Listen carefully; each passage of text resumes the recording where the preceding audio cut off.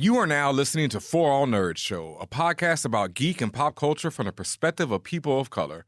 For All Nerds Show is a member of the Loudspeakers Network, where we always say rest in peace to our founder, Combat Jack. For All Nerds is hosted by Tatiana King and DJ Benhameen. For All Nerds Show is powered by our listeners. Everything we do, from our podcasts, live events, our website, are all independently funded.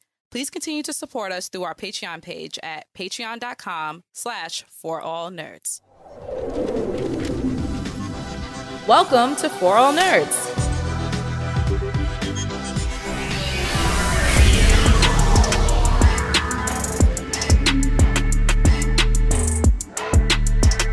And welcome, internets, to another episode of For All Nerds, the podcast where we talk about geek and pop culture from the perspective of people of color. And it is I, your host, Tatiana King, a.k.a. Doc Aki, Tesseract Thompson, the Book of Ashanti, the life and times of Sharon Carter, coldest winter soldier ever, Agatha, darkness is spreading, Luanda Vision, Tatiana Kang, the Conqueror, and the Grand Duchess of Tech. I had to go take it back to the OG. And today I'm joined by Miss Call Me Now for your free tarot reading, Miss Cleo herself. Actually, this is Portia Patterson Hurst, the divination witch. Please introduce yourself.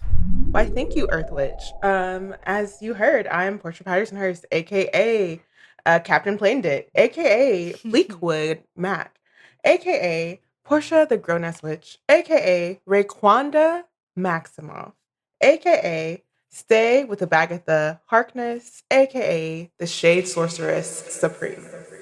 Ooh, that's tea. The Shade Sorceress Supreme. I love that. And of course, I'm always my favorite, the Raekwanda Maximoff. Like the triple entendre. I'm so proud of you. Just really, you've grown so much. I learned from y'all. I learned from watching you. Thank y'all so much for joining us. This is our review of Agatha All Along on Disney Plus. This is our review of episode 5. I don't know why I wait until we're recording to be like, wait a minute, what's the title of this episode? But Darkest Hour, Wake Thy Power. I have your back. There we go. Thank you. Thank you, Portia. Appreciate you. You are part of the true Coven. Thank you. And yes, everybody listening, y'all are part of the Coven because y'all are here to hear our review of this episode. This episode, speaking of tea, was tea. I love this episode down. I don't know about you, but I am happy that, like, what is this episode? We said 5, right? And there's, how many episodes are in this 3 more? season? Because there's going to be a double release for Halloween. Around Halloween, yeah. So 4 more? Yes, 9 overall. Yeah. 9 overall, yeah. Yeah. Okay. And we're like at the halfway point, basically, right? So for something super freaking exciting to finally go down, should we just start with the biggest elephant, right? And work our way down from there? We were right and we were wrong, but we were also right. Mans, it's not who we think he is, Mr. Teen. Who is he? Portia. He is who we think he is, but he also is not. Right. That's why I asked, I'm like, what are his motives? What does he actually want? Because where'd you come from? Why are you so thirsty over Agatha? Okay. In the last episode, the review, episode 4, when Ben Amin was here, we all talked about how we don't trust him and he needed more people. Teens specifically, we don't trust him. And we didn't trust how he was coming. Like, it was just like, you know too much. You are a little, how do I explain this? He was too much of a stan, right? And I know you're like, well, a stan is already at the highest level of, being too much. But no, he was like OD stan. And as mentioned, he was just a little too into Agatha, right?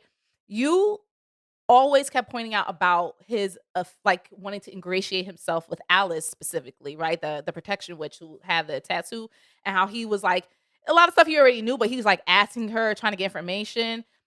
I still don't know where he was going with that, but just the fact that he was suspicious enough where we were like, he's not who he says he is, and so on and so forth. This boy, as far as we see on the screen, is Wiccan. All right? For those who don't know who Wiccan is, because I did some more looking up, I did some more Googlings. I did some more Reddits. Okay. Wiccan is one of the quote children of Wanda Maximoff. And I have to use quotes because depending on what stories you've read in the comics, they could either be essentially figments of Wanda's imagination, just her reality bending powers just made them appear, immaculate conception style, or they are pieces of an entity called Mephisto. And we've expressed in previous conversations that Mephisto is essentially the devil himself of the MCU.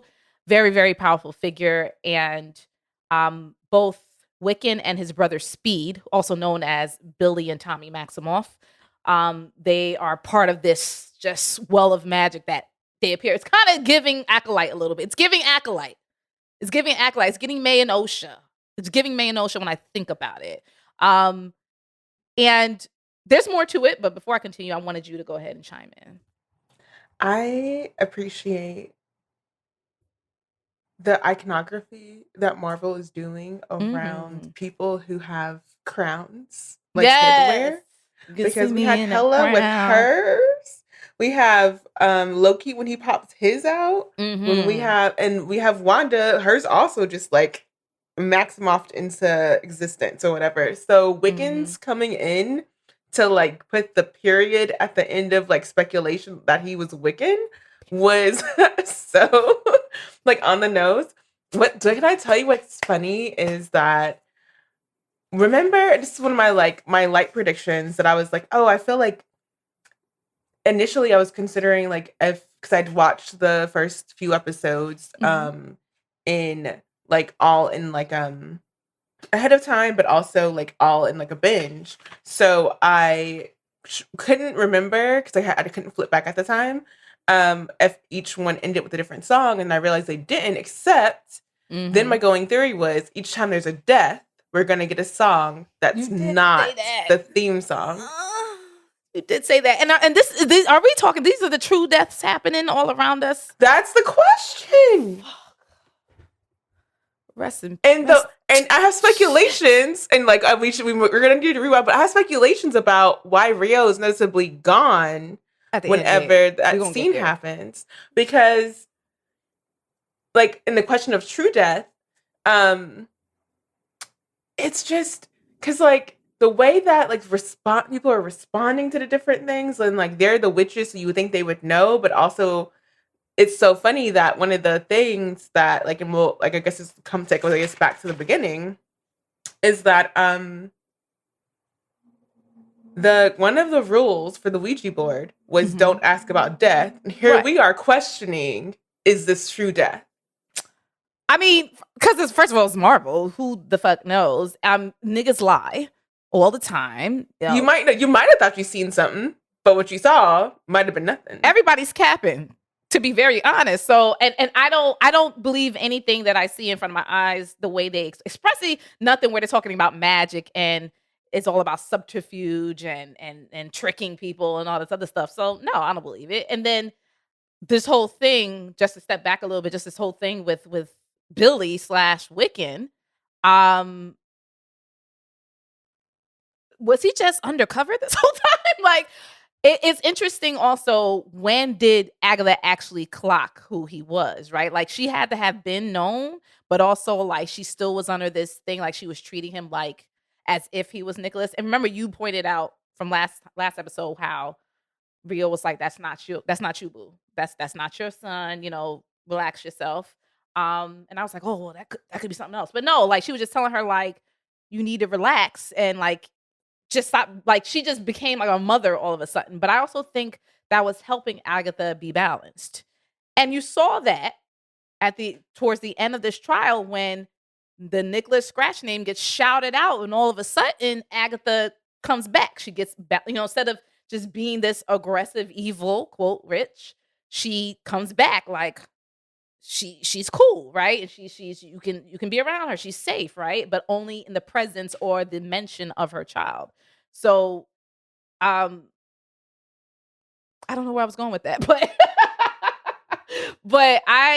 this episode really made it a point to pit all of us against Agatha. And also to give you some, I don't know if I believe her. Like I said, when we talk about not believing what's presented in front of us, not believing what people say, Agatha saying shit like, well, I can't control it. Her basically, like, if someone blasts her with power, she absorbs it. Is that the truth? Because you was moving pretty, like, on purpose all these centuries. Now all of a sudden it's, well, no, the truth is I can't control it. And maybe it is the truth. I don't know. What you got to say about that? Talking about us rewatching it, when I on second watch and like rewind, Agatha definitely, like, there's a moment when Alice poofs her mother out of Agatha, and Agatha's like, bet, taking your power. So it's not, it's like, right. It wasn't like it was her mom. and it wasn't like, oh, I'm free, and it wasn't like she me. didn't have a moment to like, like, oh, thanks. No, she was immediately, she was like, oh, I'm gonna take this opportunity. Like, I feel a blast, I'm gonna pull on it. Immediately. I don't know. How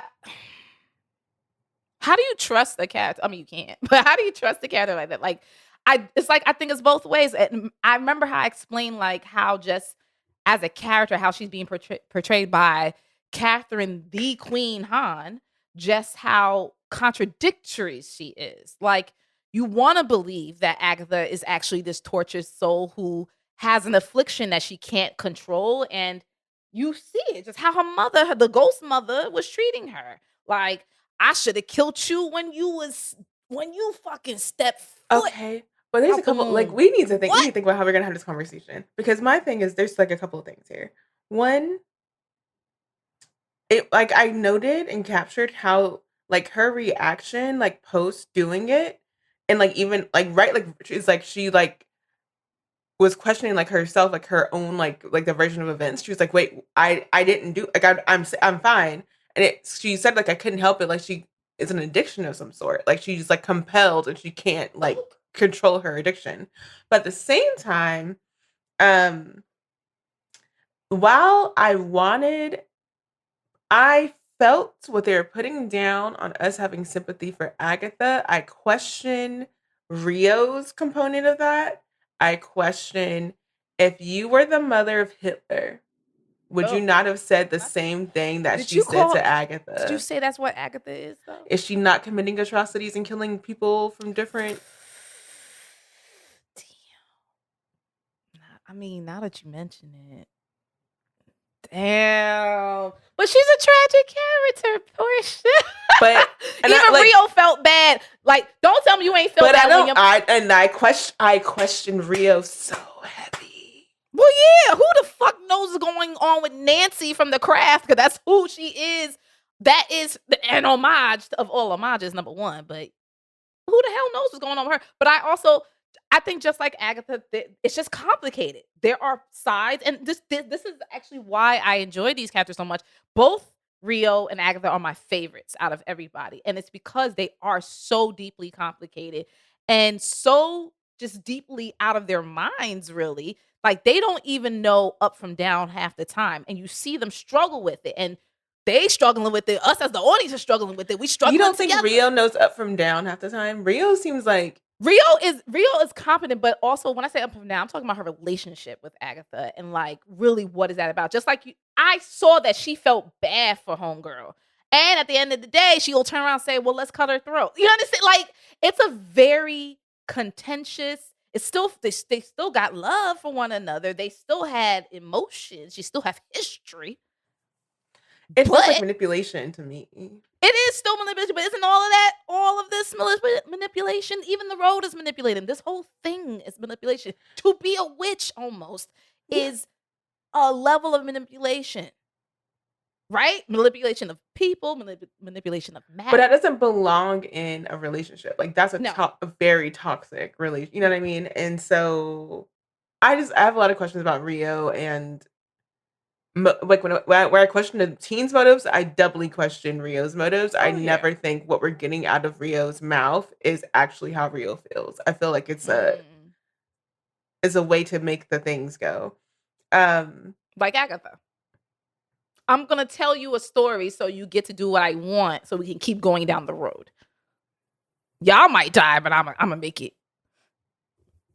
And also, like I said, is this a true death or is this part of the trials? Just people passing. The fact of the matter is, like, how they react to them is that, like, the lack of regard for if it is or it isn't. You know what I mean? Like, we're sitting here questioning it because we want to feel away. And I ain't there. At the same time, but like we're not there because we're not witches who are willing to throw people under the bus in order to get powers. Yeah, but also, like, I don't know, like, okay, as you're questioning those two, are you doing the same questioning when it comes to Lillian or when it comes to I was gonna, whenever we get back to the that scene, the end scene, I was like, okay, there's some reasons why I feel like Teen revealed himself in that moment. And I think that how they reacted is part of that too. Like how they reacted to Alice's death.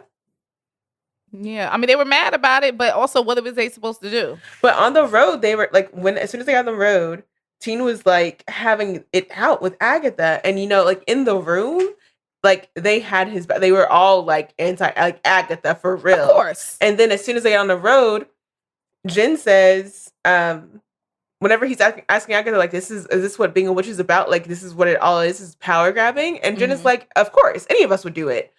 Just completely disregard. Like, they just were told up about Alice, and now you're like, well, any of us would have taken Alice's power. The way I read it differently. When Jen said that, I read it as dark sarcasm, and in the way of, because as she was saying it, she was looking at Agatha like, look at the shit y'all got us in. You, Agatha, look at this shit that you got put us in. Look at the shit that you're putting us through. And at this point, it's about power. That's all it must be about. Like, it's like when you've seen people die around you one by one, and like everything that told you to stay away from this woman, you ended up disregarding. You ended up even giving her the slightest modicum of trust. And now to literally see it thrown in your face, I just think it was one of them like, shit, yeah, we all finna die type shit. Like, all like almost just like giving up to the situation. That's how I read Jen's attitude. I didn't read it like she was being flippant. She was just like, what the fuck else is she supposed to do? Because remember when Wiccan, when he was, now we could call him Wiccan, in the other trial when he had the glass in him, like they made it a point to like, you can like if he died, they would have felt away, right? But they did everything could to save. I feel like the fact that if they have a chance, they're going to do everything possible to save somebody in the coven. They've made that clear.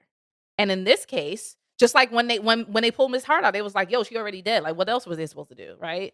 This shit happened. She's already dead. What the fuck else? They know by now, episode 5, they can't get off the road. They have to complete it. So that's why I felt like it was Jen just being like, what the fuck I'm supposed to do now? I can't. But there's a level of dismissal in that, and I think that like, so there's that, and then right after she says that, Lilia says, equally dismissively, "Death comes for us all," which is facts, but also cold world. We just lost a fellow witch. It's cold world. It's also Lillian or Lydia. And she be saying wild shit. So I just be like, well. I'm just saying, when it comes to the teen and how he reacts in that moment to all of that, I'm like, if he's supposed to be, because I've said this before, I feel like Jen is like the moral compass, if not the canary in the coal mine, like just like spouting out like what's about to happen. And she said it while they were in the middle, and we need to get into, I guess, like how this all occurred. But she said whenever they were they had just had the Ouija board moment, and the answer to the thing was to punish Agatha. And she's like, we know the answer is the only real threat to us in this trial is Agatha Harkness. And I just think there's a lot going on around like the teen / Wiccan at the time was like, that's harsh. And it took only moments later for him to see, no, that's real. And so we come to the end, and he's like, oh, So death comes for us all, and like we're all here for our own gain. Bet. And then goes off. Yeah, he realized he's like, well, ain't no sense in hiding anymore, right? And we also now get the answer to why he has a sigil on him and why he can't. But say like, his do name. we have an answer? Because like, did he put the sigil on? Who did someone get someone else to put it on for him? Not an answer to why or how it got there, but the answer to, well, partial answer to why, because of who he is, and obviously Agatha now knows. If she didn't know before, she really knows now. Her comment of "you're just like your mother," you know, she can't stand Wanda. Okay, she hates Wanda down. So anything related, like especially with Rio telling her, "Hey, yo, snap out of it. That's not your nigga." Like her looking at him, and I don't, and also Agatha again with how contrarian she is, the way she flips, like.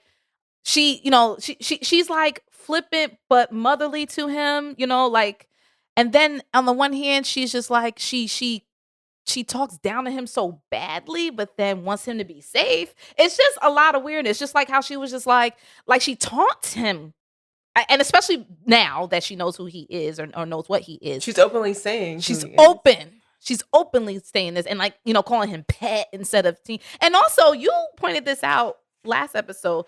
And Jen said it out loud. She was like, "Oh, you're a familiar," right? And which is like a real bust down of character, because it's just like you're basically no better than a pet, right? Like a familiar in like the witching terms is just like a companion to the witch, right? Like that helps the witch that's there, not necessarily in some ways a servant, but just kind of there, right? Not really having your own agency. So for her to call him that, I was just like, damn. And then coupled with Agatha calling him the pet and all this other stuff. I don't know. It's just, it's very complicated, her treatment of this boy, right? And like I said, just all ties back to why we get some reason, some answer of why, of who he is, who his mother is, what he represents, especially to Agatha. And then also this dispels the whole the other thing we were saying, like, well, what if he is Nicholas Scratch? If he was, he wouldn't have been able to say his own name. Because remember, the sigil stopped him from saying his name before. And the fact that he was able to freely yell out Nicholas Scratch, it was like, okay, well, you're not that nigga. Also, I mean, do you want to go through to like, how do you want to do sequence? Because we're already all out of order. But no, we can literally like, if you want to just go into the trial, like how they got into the house and all that stuff. I mean, go, please, by all means. I just liked, like, to go to the very beginning, I liked that the intro scene was, and it was like, Ben was right kind of moment, because he said that we were going to see the Salem Seven within the road. He didn't think that we were going to see them at the end. And they're not the big bad. They're not the main. They're not the main plot. Right. They're not the main antagonist, the primary antagonist. And when the fact that all of that sequencing was like very like eerie and like, you know, creepy, and turned out to be Lilia's premonition. And I was like, if all of Lilia's premonitions are as like eerie and creepy and disorienting as like this premonition, and then the one that she had in the house when they were doing the trial with the potion, then no wonder girl be reacting the way she do whenever she sees something. Like she's so jumpy because she's like, girl, she's always seeing something spooky in her head. Why do you think she just randomly yell out shit? Dominoes. She just be, you know, just saying shit, and because she has been going through it apparently, and as a clairvoyant or whatever her power is considered, like she has to deal with that on a minute by minute basis. Apparently, like. You'll be wilding too. The way she popped up and was like, "We got to go," and everybody else was automatically like, "Okay, but I like that. But I like that. I do too. I like a character that's like, "Nigga, we got to get the fuck." And out. She's way too seasoned and aware of how things work for her to be like, "No, let me give it a couple of minutes to figure out what it all meant." No, we're not doing the let's go. White woman horror movie thing where, well, let's go investigate what's going on. No, bitch, we have to get the fuck. I love it. I was with it. I was like, once that happened, I said, let's pack it up. Let's go. And then them like getting like the it was so funny seeing different scenes from the end credits come to fruition. So them riding away, in the end credits, there's like this tandem witch bike ride, but so it's all in one broom. But seeing them having to do a whole little cute little broom ritual was cute. Yeah. Like I It was enjoyed. super cute. I loved it. Portia, I am with you. I loved it. I was just like, oh, this is fun. I want to get a broom. I was like, oh, we're gonna be in pairs, and then Yeah, like you gift it. You have to gift it to somebody. And what they call it? They call it a hexabus, Hex and Beast. hexabusa. Something like I thought it was beasts, and I was confused. I was like, are they Hayabusa. summoning a creature? But it was just the brooms. Yeah, but the name that they called it, he was like, Wiccan was like, oh, let's do a hex or something. That's what I'm saying. It sounded like he said beast, so I thought they were going to Hexabeast. summon a creature, but they didn't. So I was like, what? Right. But you know what? Now that we're saying the word out loud, I'm like, you dumb. He said hex. Hex. You know who we know for living in the hex and creating a hex. I mean, yes. Wanda But that's Maximoff. that's the thing. And then like, okay, so then they make the brooms. The submarine is really cute ass brooms. I love it. I wanted to be on there like Harry Potter. Yeah. It was so funny how I love how Lilia read Jen. Like, Oh, how ugly that fucking broom was. 'Cause I was just like, oh, that shit cute. And she pulled that shit together like the Mary Kay lady. I was very surprised at her arts and crafts skills. You know, she did a little trip to Michael's real quick. But I was laughing like, Jen was, for her to be the aesthetic girl, Jen, and come out with this, ghetto rigged shit. I was like, okay, girl, you could have did. I was with Lily, and you could have did better than that. But it was funny that, and that's what I like about this show. It's just so funny, like saying like observation like that when like it's the least of your worries. You're being chased by these things, these dementors, and you're like, well, you could have gave me a prettier broom. I love like, it. girl, I love it, and I like the social. all these leaves sitting around here, and you couldn't have plucked one or two to brighten up this. And I love the social comment, like the pseudo social / political commentary from Lillian, which is again hilarious. Mhm. It's about she was like, I don't want to do brooms. But he was like, what's your problem with brooms? She's like, It's like, what's your generation's right, what's your problem with generation? brooms? It's very tongue in cheek, very cute. Mhm. And her response of, oh, it's the holiday industrial complex. I loved it. And it's just very interesting and fun how the writers of the show have integrated, again, just a lot of references from pop culture, from real life, from political, and then have mixed it in with all of the witchery and stuff like that. It's just very fun. And they're really good at doing a little unseriousness to Yes. all the like amazingly like dramatic and traumatic stuff that's coming up like within the episode. So you're like, we're gonna start off a little bit lighter, and then But we knew that was gonna happen because every time. we learned. I mean, they literally taught us like 2 episodes ago. They was like, "Ho, you cannot stay off the keep foot upon the road. Keep foot upon the road. Do not deviate." And it was clear. I was just like, honestly, as I was watching, I was like, they too happy. They too free. It's not gonna last. The moment your ass is happy and oh, this is so exhilarating, your ass is coming right down from it. So I saw that coming a mile away. Very hilarious. Again, why she's one of my favorite characters. Rio, her whole evil witch, wicked witch of the West cackle, and just how how wow this girl is. I was fucking with it. I enjoyed it, and I enjoyed how they like twisted it into what it became. I enjoyed the fact that and speaking of witches, like hexes and like throwaways, whenever they got back to like for the trial and they were trying to get to the place, and there was the one Salem 7 person there. Interesting that they mentioned that like the Salem 7 were like a hive mind kind of thing. Yeah, And then that person had bees coming out of their mouth whenever they were trying to like go through them. And I was like, very interesting, interesting. Very interesting. Motif. They said a few things. They said they're basically like a hive mind, but they also said those are the children of the witches that Agatha killed, right? Yeah, and then Agatha was like, that this is a lesson in like mercy and don't give mercy. And it's like, is that the lesson, Agatha? And it's funny because I was watching on Disney. They put out it's like Disney / National Geographic, but it's through the Disney app. Mm-hmm. They put out a documentary on witches throughout history, and one of the episodes they mentioned, well, for the first episode, it's on Salem, and they said that in Salem, the lesson that was reinforced with Salem is like, don't listen and give heed to young girls' testimony. Like, don't give them weight. That's what people took from that. When the real lesson that should have been taken from that is the grown adults in the situation prosecuted and put death on accusations that they should have actually heard out. But instead, people have like decided to take the tell over time has been, because of misogyny and sexism, don't trust the words of little girls. And so when Agatha said, is like, she lived through Salem, and she says that the lesson is to not give mercy. It's just something about they didn't give that. her mercy. But here, that's the thing. Like, you sucked. Now let's now And then combine. we don't know the whole story. We don't know how she got there. We don't know the whole story. They made it a point to show us that scene from WandaVision that gives the backstory about where the fuck Agatha came from.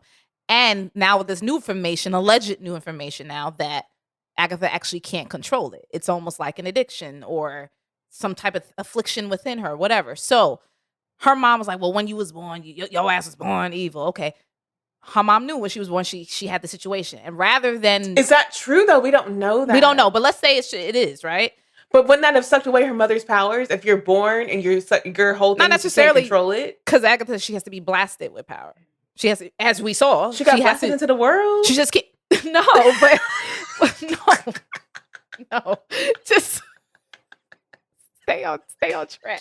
Stay on the road. Foot pond the road, Portia. Foot pond the road. Listen, let's just ride with it, okay? That this lady allegedly cannot control her powers, right? And her mom says, I can't fix this, or doesn't want to fix it, or doesn't care to fix it. And it's like, well, instead of listening to the young girl, I'm just going to kill her. And, you know, if the tables turn, tables pond turning, and here we are. Here we are. I have questions. So literally everything, and it's funny that technically everything's Agatha's fault. Like, it was Agatha all along. It was Agatha all along. Come to find out, Agatha all along. So I don't know. But yes, so we get to the trial. They walk in the door. A little and going apart. Go ahead. But Agatha actually says that, like, oh, they can't come in here. Like, it's clear they're not coming in. Mm-hmm. And so that is like interesting. Like, okay, story beat. And then I mentioned this before. Teen automatically is patting himself down. And it's like, I don't have my notebook. And I'm like, what is this notebook? Is it actually like a full grimoire? And he has like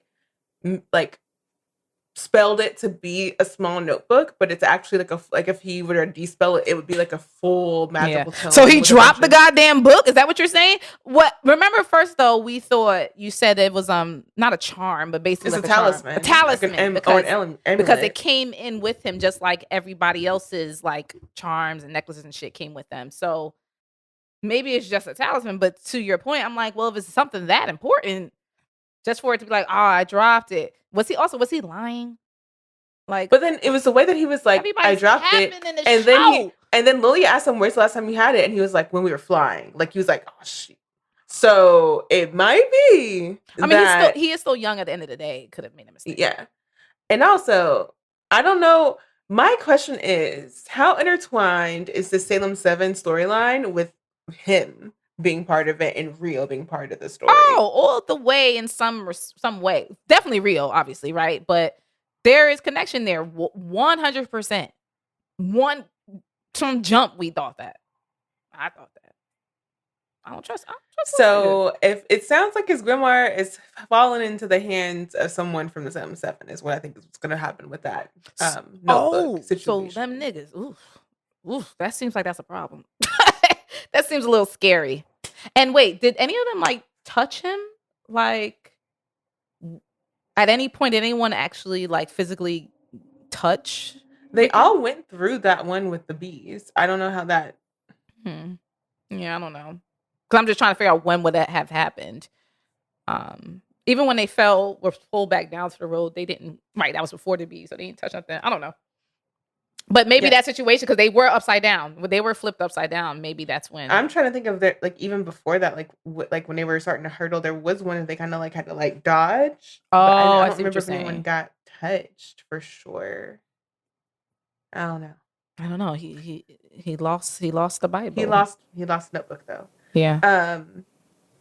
And then they're all like searching around the room. I enjoyed, like, I was looking at their costumes as I do every time. It was interesting to me that even though all these women are like full-grown adults, multiple centuries old, most of them, only Lilia is the one that was dressed like an adult. Because she's For the the only 80s? right. She's the mom, right? But she's always been seen, at least for me, she's always Yeah. been seen as the mom figure of the group. She's the one that is giving them really the guidance and like, y'all need to cut it out or get it. She's the one, she knows, right? And that's what they kind of say of parents, right? They're the ones who foresee things and know what's going on, and it's probably the most experienced, which I believe she is. Yeah. That was an interesting cut for me. And then Mhm. whenever they're like sitting, they're all looking around trying to figure out what the clue is for the thing, the Ouija board just pops out. First off, I'm getting ahead of myself. Mhm. First off, they're like, whose trial is this? And Lilia points out that it's Agatha's, not hers, because of the blood moon. And the teen is like, well, you're the premonition person. Shouldn't the blood moon be for you? And she's like, that is a commonly held misconception. Okay. Not me. I don't communicate through spirits. I just played that part for when I was trying to make money. Mhm. But actually, I was capping. I don't do those things. I do that's not do the not my bag. demonized. I'm not a spirit girly. Yeah. That's Agatha. And now we know what Agatha's power set is, which is basically she's a medium. Which makes sense.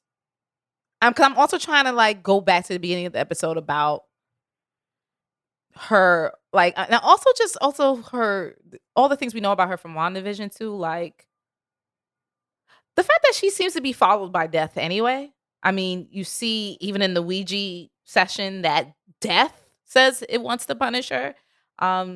She kills her whole coven, her mother and the mother's coven. She kills her own coven when she goes on the road the first time, if that actually ever happened. And even when she was still under the spell, like she was investigating deaths. Like it just seems very fitting of every situation she's been in. Do you think so? Those were two things that came to my mind whenever like they were saying death, because like the answer in the show ends up being her mother's ghost who is dead. So that's how death is communicating to her in this moment. But is there a possibility that the death that we're getting is the death from the comics, who is actually an embodiment, like Lady Death or whatever? That would be cool. And it would fit right into this whole macabre show. So dark humor show. Again, so well done. I'm really enjoying Agatha all along, but continue. Same. So they go, it's this another thing that got to me was like, why is this a slumber party set in the 1980s when, if it's Agatha's trial, right? Agatha's like heyday for a slumber party was like in the 1600s. Well, you know what? I think it actually made sense for me for her character type. And if they're going in like order, like this, I guess the Stepford Wives first house was like the 60s. Then we were in but the it wasn't 70s. Really though, because they were dressed like in 2000s clothes, right? Like, but let's just pretend, right? 60s, it would make it so much easier. But the motif, 60s, 70s. Now we're in the 80s. If you just want to go in that direction, that it was just in order, fine. But even if you don't want to say it was, in decade order, I just think it actually fits her personality. And the reason why is I mentioned that Agatha is a character, and Catherine Hahn, as her expression of this character, is one that chews scenery. That's one that's very 80s-esque in everything she does. And what I mean by that, I mean OD, over the top, just out there, very expressive, huh? Camp. And where, at least in movies and film and TV, like, where do you remember, and maybe not personally, but like when you compare to, like, if you watch on YouTube, you compare to how shit is, how them old movies were from the 80s versus now, like you watch a action movie from the 80s and it's pure camp, right? that makes total sense with Agatha's personality. That's her. So I actually thought, oh, that made sense to me.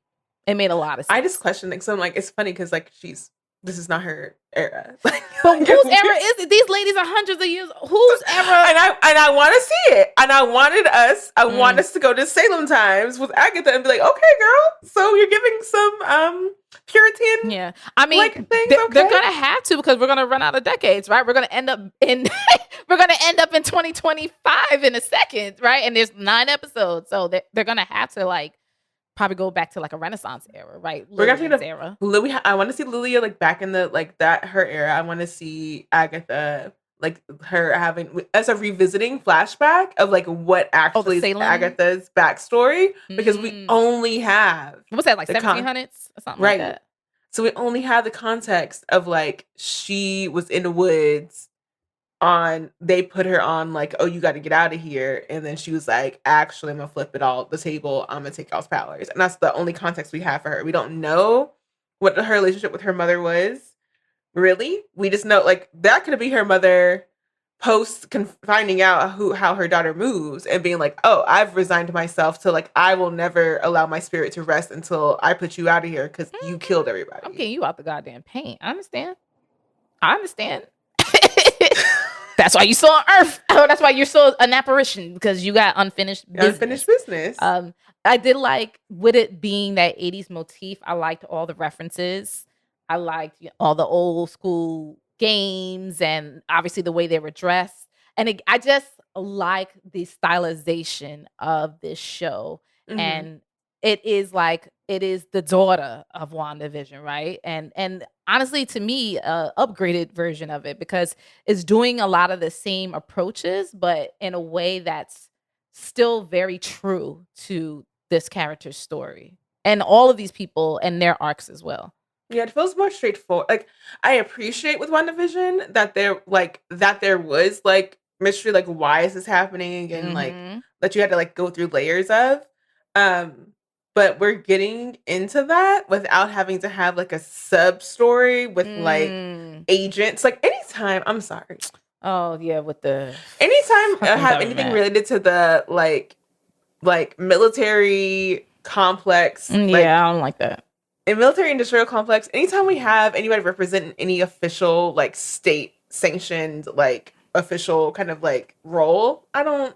It ends up being kind of corny too. It never comes out something like used sparingly. It's okay when they get a whole sub story. Yeah, no. It's like it's not about. I don't care about y'all. At this point, I care about the superhero. At this point, I'm like wanting to get out of my story. Like, yeah. No, I get it. Not you, Monica Rambeau. Like you can. Well, no, she could go too. But that's another story. I did not like.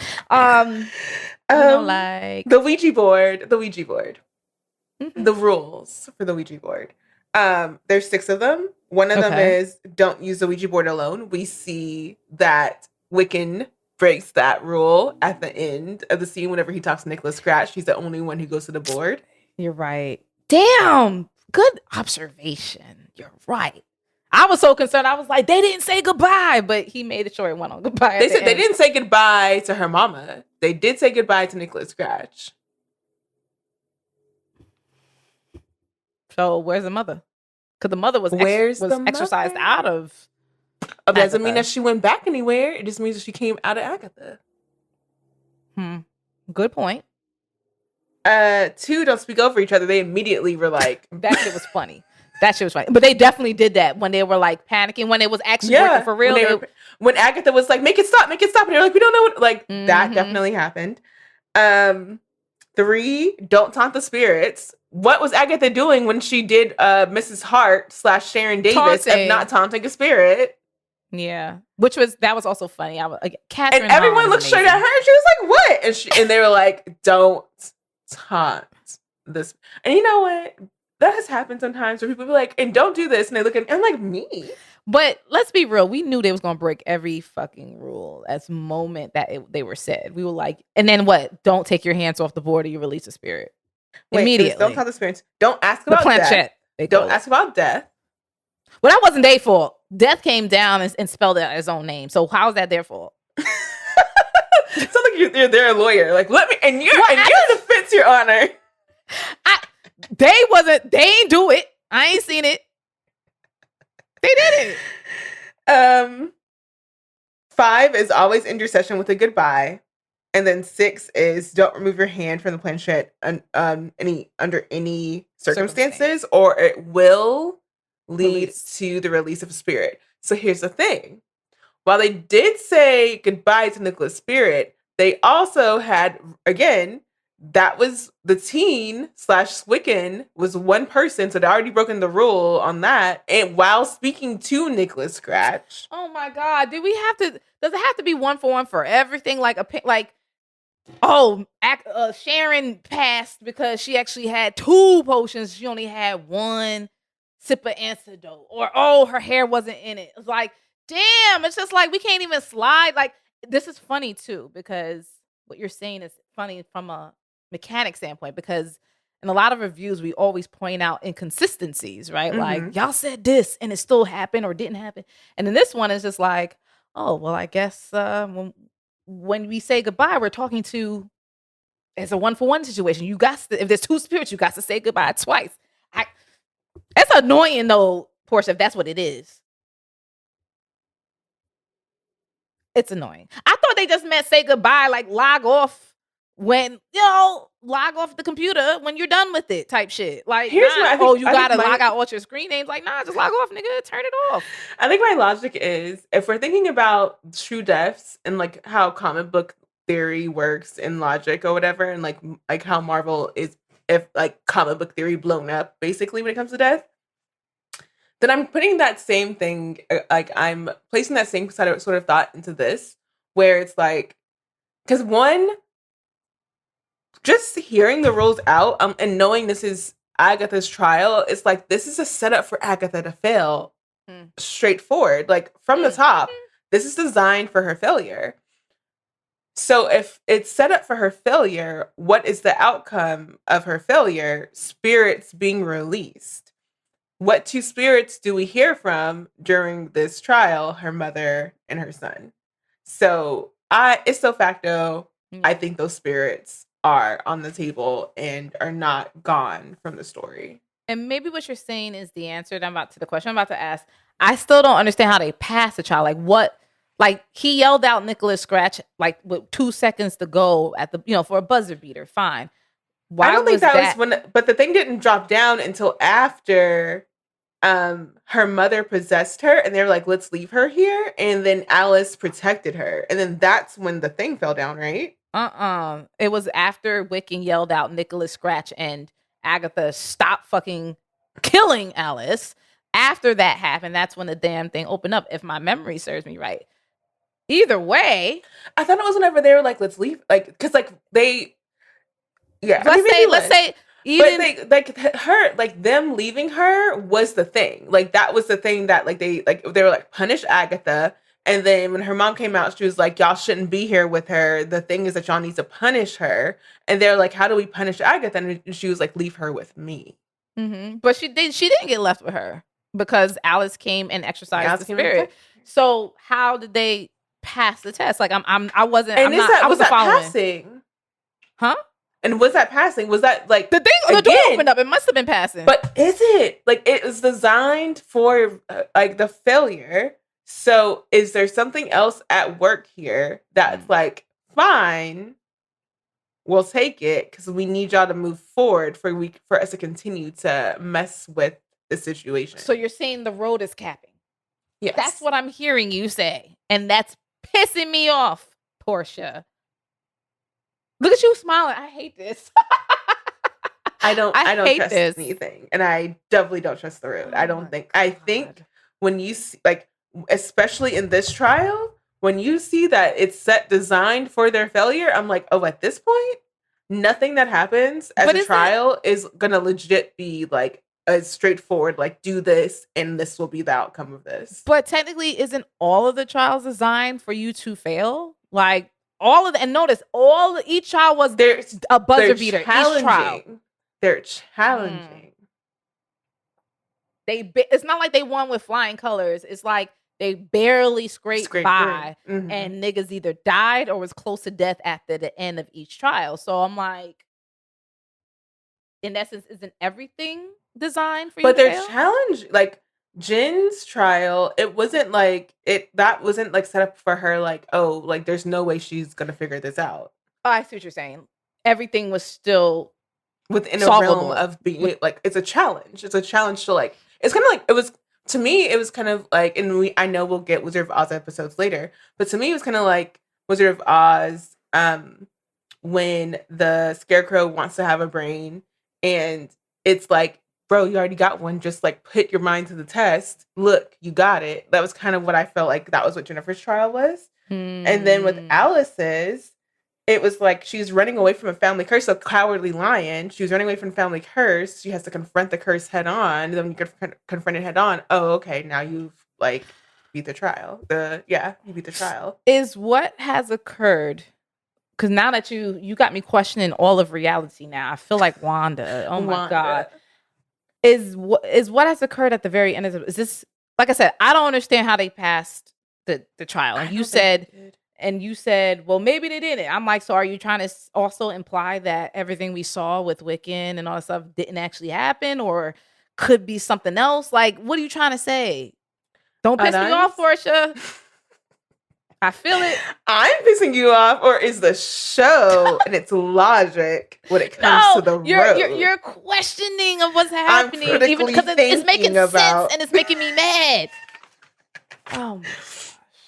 Because for what happened at the end, I already have questions, because I'm like, no matter what, and that's been my question from the beginning of the show. Why does Wiccan want so badly for everyone to go on the road? Because he wants to get something really to get his mother back. And here's the thing: is that actually the answer? That's my answer right now. I'm sticking to it until I'm proven wrong. And the only reason why, because I'm also now trying to pull back in comic book knowledge, right? Mm-hmm. About how it's a few things, like how we know that, you know, if this is indeed really happening right now, that is indeed Wiccan. That is indeed one of Wanda's son. He has been hiding who he is purposely and not purposely this entire time, because he did try to say his name and he couldn't. Wanda probably put that damn sigil on him for who the fuck knows. And he, remember that episode when, who was he bonding with? Oh, he was bonding with Alice, and he was just like, yeah, something bad happened to me when I was 13 too. Like, he has memories of, and that could have been when, like, you know, when him and his brother, if you look at WandaVision, it was much, in my head, they were like 10 years old. That's what I think they say they are. Yeah, I thought it was like 10 years old. But then who knows what happened in that time period? But then for him to say, yeah, when I was 13, something happened to me too. In the books. Who says he's from this universe? Who knows? Because Wanda dreamwalked herself. You're right. He could be from a different version, a different Earth. Earth 225 or some shit like that. Yes, you're right. But the fact is that something happened to him, right? Whether it's this Hex version, him and his brother, and they remember being poofed out of existence, sent back to Mephisto, whatever the fuck story you want to believe, something happened where he lost his way or lost his mother. And then at least in the comics, that, you know, that does happen in a multitude of ways. And then when the kids are reincarnated and they learn who they really are and who their mother is, they are very set on helping her and saving her and being there for her, right? It takes, for at least one of them, it takes some, like Billy slash Wiccan has always been like, oh, that's my mom's, right? Whereas Tommy, the Speed, that's his nickname, that's his name in the comics, he's very like, well, I don't know if that lady's my people's, right? And eventually he comes around. Point is, they really eventually be like, that's my mom. And if that's your mother, you're going to avenge your mother. You're going to do whatever is necessary for her. So I only bring all that in to say perhaps there's some, I don't know about vengeance, but perhaps there's some part of him that's trying to will her back, his version of his mom, back into existence. Because to your point, he could be from a different Earth, or a different, not even Earth, just different dimension, universe, timeline. Right. Yeah, I feel like the other thing, and I can appreciate that being the story if it is the story. I'm not saying it's Wiccan. It could be the Yeah. story. I mean, It is what it is. he has similar power set to his mother, right? And Right. his mom went dimension, bodies hopping, swapping, all that to get what she wanted. What's to say that he's technically not doing the same She had thing? the dark hold on her to do that, and then And you she said was trying to- Grimlock. Who he got? What he got? I'm just saying names a at this grimoire, point. but I Okay. don't know. I don't know which one he like. It's but let's look again. My whole He thing got a is special book on we him, gotta too. figure out his story, because whatever his story is, whatever his motives are, there's a way that he's connected to the road that I think is shown to us in how he sends them through the quicksand. That I'm like, he knows how to work the road in a way that's more than just what a simple novice witch would know about how to work the road. Oh, yeah. Which means he has to be interconnected with the road in some way, probably. Think he Like- himself as a child? Maybe. And it's interesting that he sent them down into the ground, literally, the same way Sharon almost got swallowed up. Remember episode 1, Sharon almost got swallowed up and sank into the quicksand / grass, right? So And also, that's the they name went up and of sang. that's a lyric from the song. Is down, down, down the road. Down- literally. Down the road. Yeah. Oof. I can't with them. What's the name of this episode again? Something about darkness. Darkness is spreading. Darkest hour, wake thy power. Darkest hour, wake thy power. And Okay. which I feel like The it's power very did get waking up. similar to like a Madonna like lyric from like a prayer, like at the midnight hour, I can feel your power, just like a prayer. That sounds very, very witchy too. It sounds very much like an incantation. Demonized. I understand, Mom. I understand now why you was not having me with none of this bullshit growing up, because it's just like, Not you over here. No, I'm over here. Mind you, I was very much like I don't get away with reading anything because I read too much for my mom to regulate me. So I read anything I want. And I'm like, how dare you? Whenever I heard people were like, let's burn books with magic, and I was like, what are people? They're no, doing that shit's what? wild. Let's not do that. They're actually doing that in real life. We don't need that. So please don't. Don't. Okay. So where are we now? You said the ladies, they sent the ladies down to the ground to So road. the ladies do that underground. I think the main thing is a lot of we're in speculation nation right now. Yeah, we're like, this is what wild speculation. What is Wiccan up to? What is Agatha actually gonna do? How much are the Salem Seven interconnected with this? What is Rio actually like manipulating for what? Is she trying to kill Agatha? Because she seems like she wants to kill Agatha, but she also seems like and that was the thing, was like when she was like her mother can't have her, I'm like, there's something about the way Agatha would die under her mother's visioning that Rio's like, I can't have that. I need to be the one who has ownership over Agatha's death, and I can't allow. That's what I'm saying. That could be the case. It sounds like she cares about like, oh, her mother. No. But there's always a deeper motive for Rio, and I want to bring this up because I think this is gonna be a part of our speculation discussion. When I said that, like Rio noticeably being missing in the scene where like Wiccan reveals himself and he sends everyone down into the ground, and he manipulates his power. He's able to manipulate Lilia and Jen into pushing Agatha because he puts them under mind control. Yeah, like his mother. And he has a blue power. We saw, and it looks like he has kind of like runes, like that are like part of his spell. Which I like that. Which looks very Doctor Strange-ish. I always love that. Yeah. When we see that happening, Rio's noticeably absent from the scene, which made me question: was she back there? Because whenever she sees Alice, they linger on her looking at Alice's body, and I'm like, that's her. She's about to claim Alice's body, of course. While they're out there having their whole like moment, and Teen is not paying any attention. It seems Rio's in there claiming that body, and I'm trying to understand, what does Rio do with these bodies? Why does she need them? Like, she's an Earth Witch. She's a creepy, like, in the ground type person. So like, does she plant them and they grow into power? Like what is this? Who's this?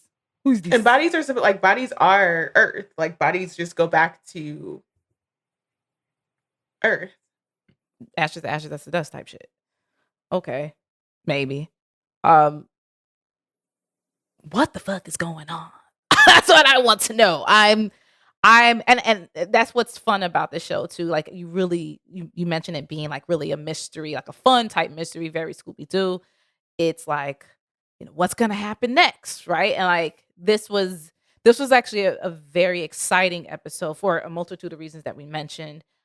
And because it's a big reveal situation, right? That was my second Yeah. question. Why do Yeah. you think the reveal happened in this episode? Like, we're in episode 5. They could have put Yeah. the reveal out to like 7 or even like 8 or 9 if they Why like, would they wait really so wanted long? to push it. Right. But like, what about what happened in this episode? Like, what about like, it's like, are we getting a clue about his motives being related to protection? Because when a protection witch dies is whenever he's like, okay, I'm not safe anymore. I need to, you know what I mean? Like, what are we actually getting from the overall like themes at work here that are making it that they're like, we got to make sure that this is the one where we reveal who Wiccan is. Right. So wait, are you trying to also see, you be saying shit, Portia, you like Lillian, you be saying shit. I don't know if you be saying shit. Are you also trying to imply that he wasn't really sad about Alice passing? It was more so that he lost the protection witch, like he lost a important piece of his RPG party. Like, is that what you're trying to say? 'Cause this is an RPG. That's another thing for those who game. This is the whole Final Fantasy. These are all situation. side quests. Yeah, these are all quests. There's all kinds They're of, main and quests. the party, as you will, they all got their specialties, and you lost the tank essentially, right? That's an Or important piece. a tank / like, oh, I don't know, because no, Jen is the healer. No, Jen is the healer, wizard, whatever.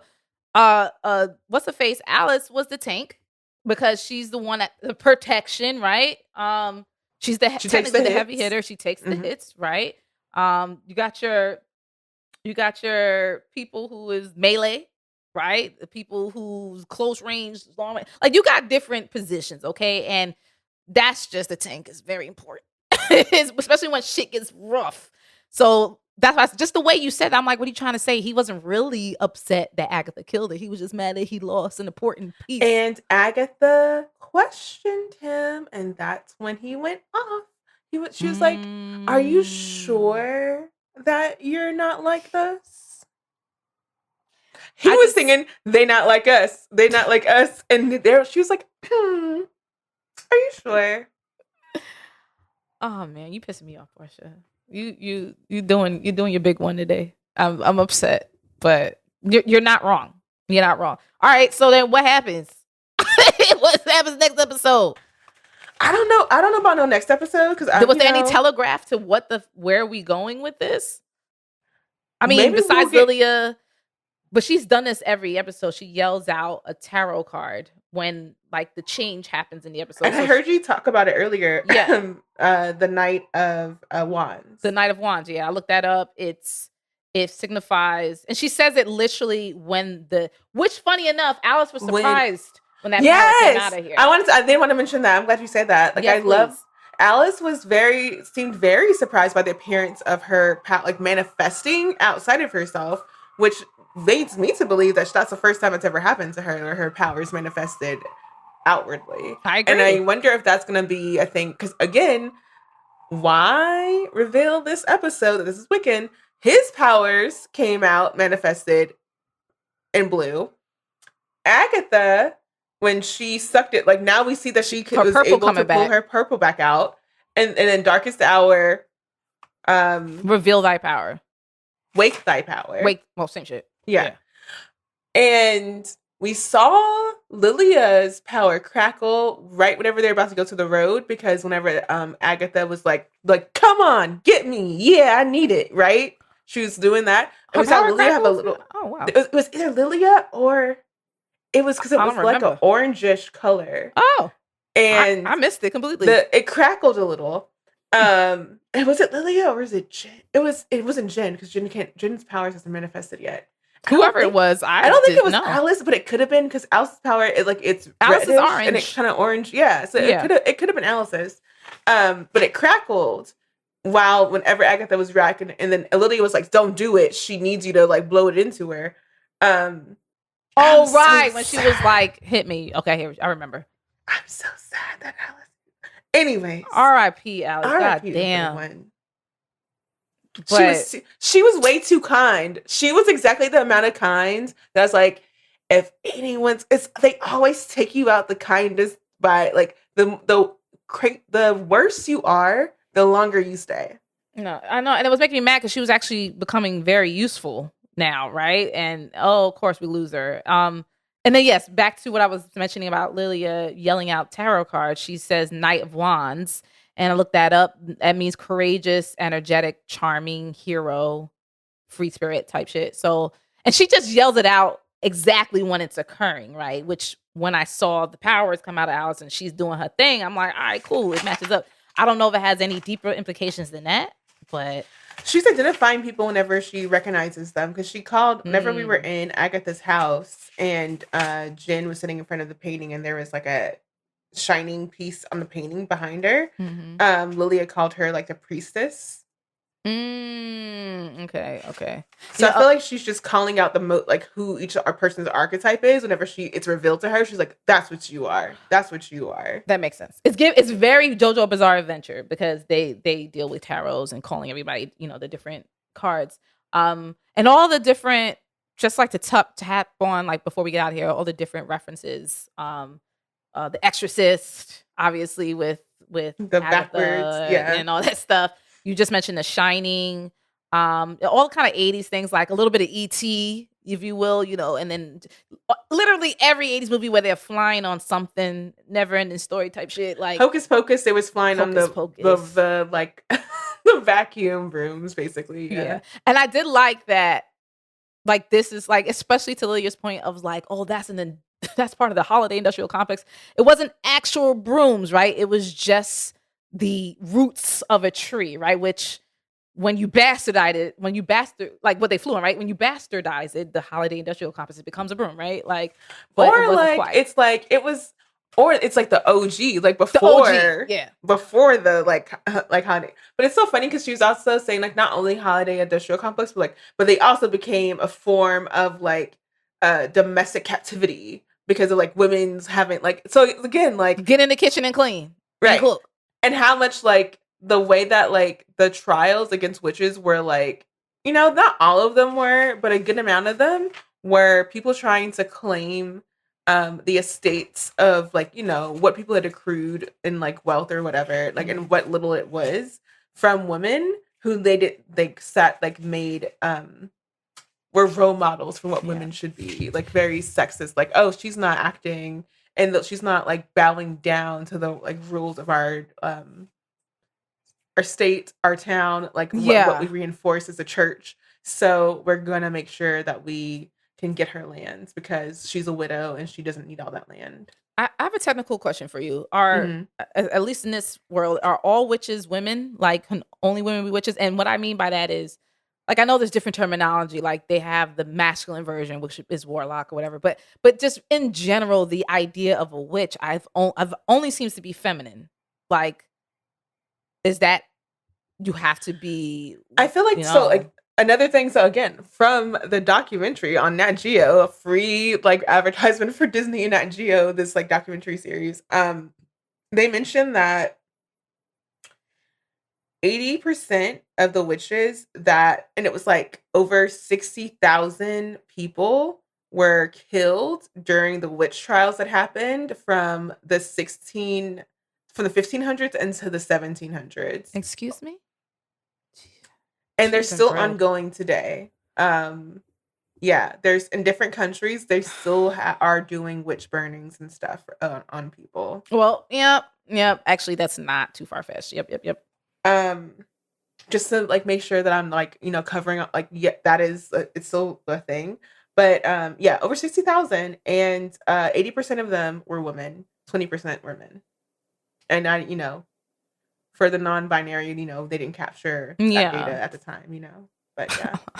They weren't going around. But it's like, but at the same time, they weren't going around with their clipboard, Portia. Because it's like, it's how people are, like how crafty. It's like whatever, anybody who is outside of like the strict restrictions of what this society is supposed to be like. It all happened like, watch the documentary, but it basically stands out that like the primary thing that was a method of like who is going to be like, how can you tell someone's going to get accused is that they are an outlier from the norm of whatever the community is. And a lot of times that norm was established around Christianity.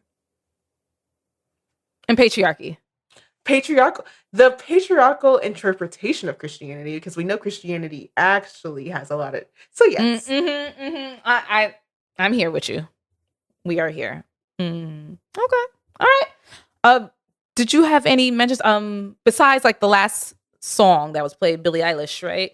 Yeah. You should see me in a crown. Which that was hard. That went hard. I gotta say, when they panned out and you saw basically it's an offshoot of Wanda's crown. But that's what it looks like in the comics too, right? But that is what his crown looks like too. Yeah. It's just that shit was hard with the pan back and then the song hitting. That shit went hard.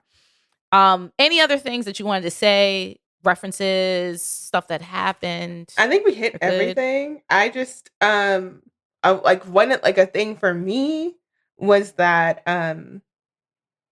I felt sad for Alice. Like I want to give Alice her moment, like a moment of silence for Alice, because the way that she really showed up, she included, but she usually was the one who was a bit more reluctant, to be against Agatha throughout the show. And as soon as Agatha's put in peril, she's like, I'm gonna step up, even though I know who she is. And then she's immediately shown why she should have been in the same selfish place that Jen sits in most of the time. It was just so. It's giving Batman and Joker. Like Batman has to have a nemesis and a playmate. They can't live without each other. They're the worst of enemies, but they cannot live without each other. Type shit. So. And it just like she got caught in the crosshairs, and I'm just like I really hate that for you, and how, yeah. So Mona sends for her, and I'd hate that when it came to her demise, like very little sympathy given. Like in the moment, they were like, oh no, but like in the moving forward, and I just feel like she deserves so much more than that. At least we got a Sharon Hart mention, or Mrs. Hart mention again. That was nice. Sharon Davis, yeah. Sharon Davis, yeah.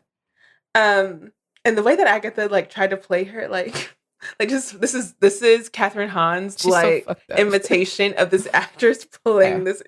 She gotta honestly, as a comedy, she I hope she gets nominated for this, because she's really showing out. She's really she stretches herself as an actor, and I really like this. I appreciate it. And speaking of Agatha, I feel like the other note I wanted to give was that there's something about villains whose move is to steal other people's powers that make them especially kind of menacing. It reminds me of Sylar from Heroes, how he would he didn't have to carve people's heads to get their powers, and then he didn't learn that until later on. He was like, oh well, and he just kept doing it. And I feel like with Agatha, I feel like it felt for her to say, oh, I can't help it, but it's a compulsion. But you keep doing it. And where did this compulsion come from? And it feels like Sylar, it's why do you, they got in a cycle of they just wanted it. And I'm going to be feeling a way of going forward because she zapped Alice and stole her power. Now she can use Alice's powers. So you're looking for Agatha for protection. And why would I want to trust Agatha with my protection? And the plot thickens. But you know what's going to have to happen? Keep thy foot Pondy Road. Don't even try it. Don't leave. Y'all. Where are they now? Are they down the road, or are they somewhere else? We don't know. Portia, we could be back in the Hex with Wanda again. Who the hell knows? But I'm going to be there and watching. But yes, this has been our review of episode 5 of Agatha All Along. Thank you so much, everybody, for listening. Appreciate everybody who is in the comments right now if you're watching it in the live premiere. If you're watching after the premiere, please leave comments in the chat on our YouTube page, youtube.com/ForAllNerdsTV, where you can, as mentioned, see our beautiful melanated faces and react along with us. You can agree, disagree, just keep it cute in the comments. Please also follow us on your favorite podcast platform. Look for All Nerds, ForAllNerds, so you can listen to us as well as a variety of all the different shows that we do every week, whether it's reviewing a film, TV show, interviewing your favorite creator, actor, director, whatever the case may be. We have it all. We are also Rotten Tomato approved critics, which means our opinions are official. And all of our reviews of different shows and films also go up on the big tomato meter, tomatometer, whatever you want to call it. And so that's there. And also make sure you're following us on socials at For All Nerds all over the interwebs, TikTok, IG, Twitter. I'm going to continue to call it Twitter because the mama name in Twitter. Make sure you're following us. My name is Tatiana King, Tatiana King. This is Portia, also known as Portia Knows, PorsheaKnows, right? Portia Knows on Twitter for sure. I don't know where else she at. Don't look for her. She don't want to find you. But please support her. And again, as mentioned, please make sure you're following us, supporting us. We are a Black-owned, independently funded media brand. Everything we do is out of our own pockets and love. Shout out and love to Luna, our incredible engineer. Shout out and love to Joe, our incredible social media manager. And then obviously shout out to Portia. Shout out to DJ Ben Hameen, the co-captain of the spaceship. Portia, shout out to you and everything you do. Please let the people know what else you do and where else they can support you. Yeah, so I'm also on a podcast for Black Fantasy Stories. We're reading Bloodmarked. We're almost done with it. We'll be like finishing up next month. But it catch us there.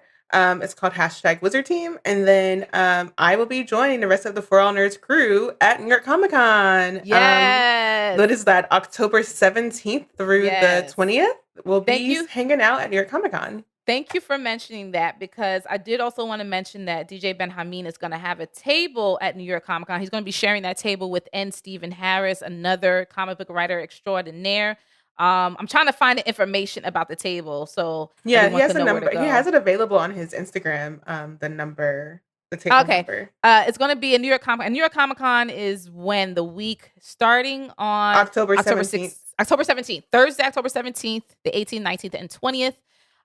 Yes, DJ Ben Hameen will be tabling. He will be in Artist Alley, table G25. Okay, and as mentioned, he's going to be there with N. Stephen Harris, also a friend of the show. As Portia mentioned, you'll be able to see all of us at the fan fam there. If you see us, say what's up. Please support, take pictures.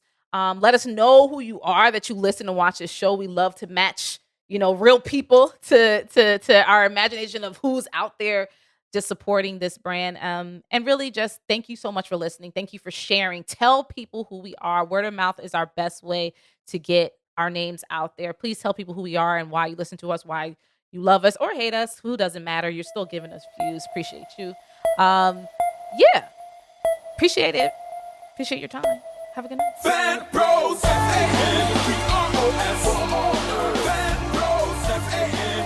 Hey y'all, thank you for watching this For All Nerds video, whatever video it was that you just watched. Make sure you hit these buttons below. Press all those buttons, that like, that subscribe, whatever you see right below these fingertips right here. Just hit them.